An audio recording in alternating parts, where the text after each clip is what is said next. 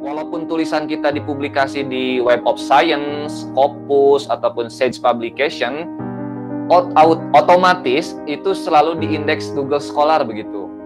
Jadi seperti tulisannya tadi Prof. Rohman itu banyak yang di Scopus dan terindeks juga di Google Scholar gitu.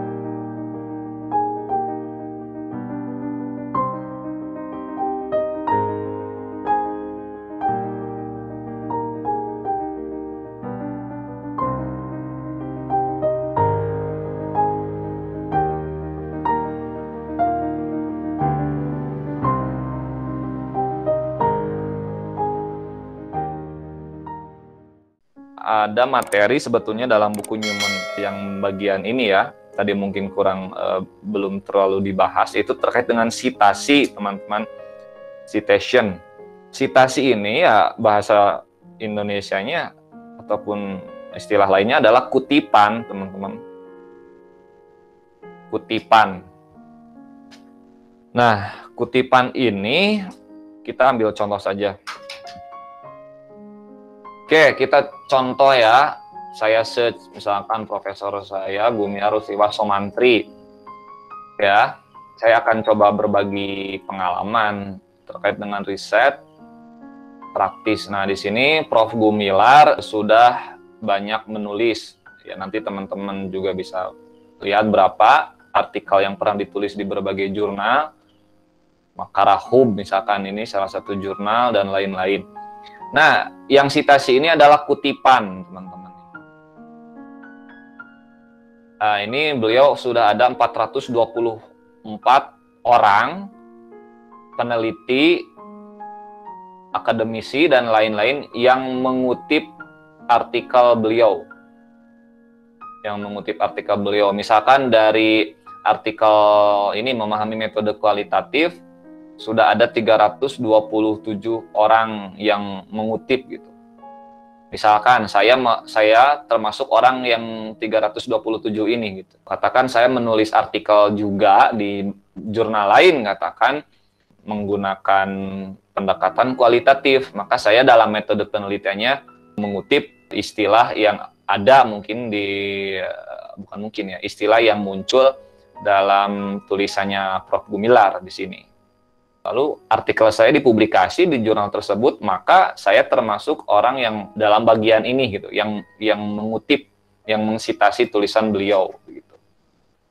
Tadi kurang lebih yang maksud mengutip itu bisa diisi tulisannya ataupun di daftar pustakanya. Isi tulisan itu ya seperti ini, teman-teman. Ini kelihat Sun et al. 2018 katakan. Nah, ini ada sebagai body note. Nah, kalau untuk data pustakanya kan ini banyak. Weird, katakan, dan lain-lain. 2017, Assessment of the WHO, dan lain-lain. Nah, ini banyak contohnya. Sorry ya, saya agak lompat-lompat ini. Oke, kemudian selain citasi, saya ingin berbagi juga ada yang disebut dengan indeks H ataupun H-index.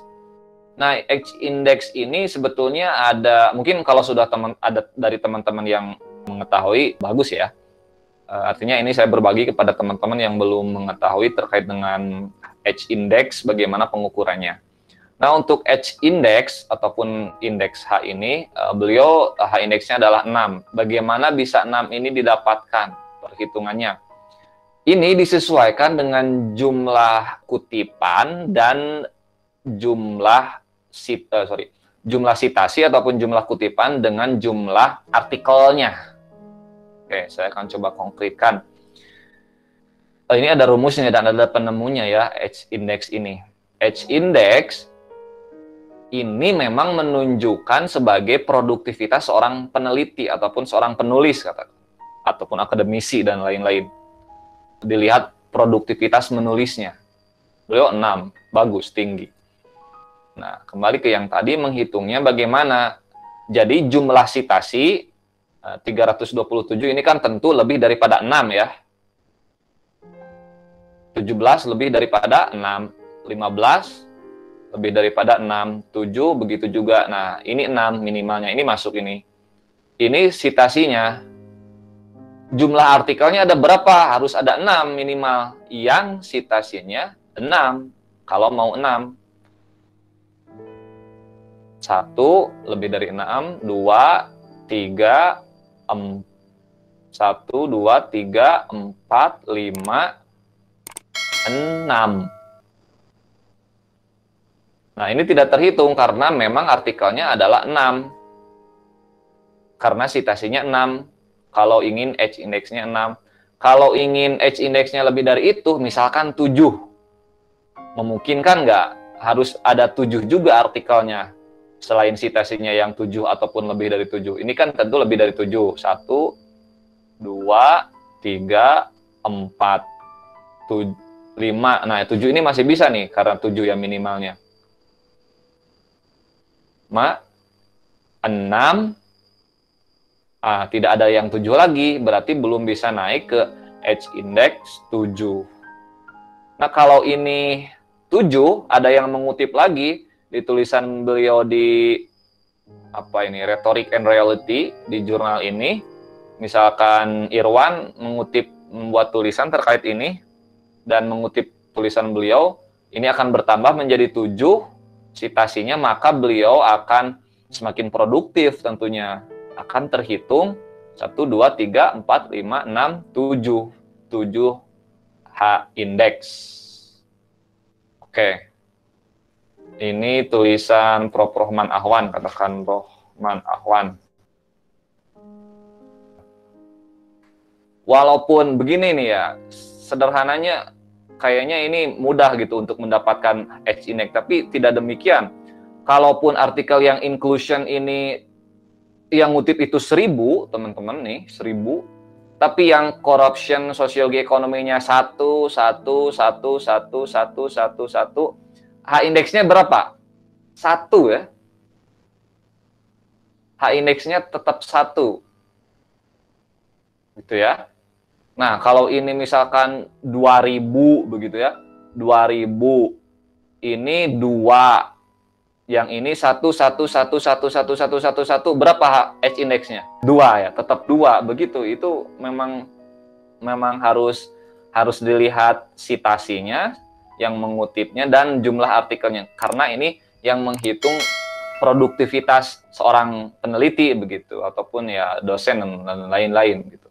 Ya, saya kira teman-teman yang lain juga sudah tahu. Nah, ini ada indeks I10. Apa ini, teman-teman? Ini udah jelas sih sebetulnya ya. Yang memang kutipannya lebih dari 10 gitu. Yang Prof. Rohman yang kutipannya lebih dari 10 ada berapa, teman-teman? Ada 6. 28 lebih dari 10, 25 dan lain-lainnya, dihitung saja gitu ya. Oke ya, teman-teman ya, tergambar jelas mudah-mudahan. Oke, sebetulnya Google Cendekia ini apa ya namanya ya? Yang paling dasar, yang paling yang paling dasar dan yang paling dicari juga ya, saya menjelaskannya. Artinya gini, walaupun tulisan kita dipublikasi di Web of Science, Scopus, ataupun Sage Publication, otomatis itu selalu diindeks Google Scholar begitu. Jadi seperti tulisannya tadi Prof. Rohman, itu banyak yang di Scopus dan terindeks juga di Google Scholar gitu.